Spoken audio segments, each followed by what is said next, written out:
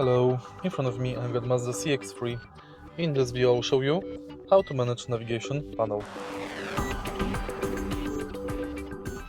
In the beginning, take a look in the center of the car. Right here we've got the navigation panel of the infotainment system.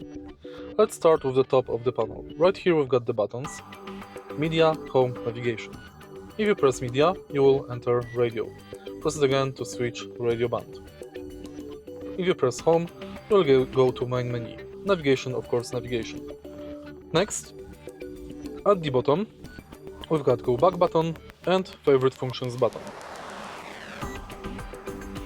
Here, we've got the knob thanks to which we can change volume of the radio and mute or unmute it. Now let's focus on this knob.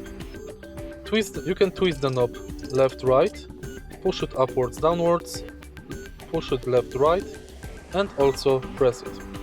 Take a look at the screen display. Now we are twisting it left-right, and if you press it, you will go to selected menu.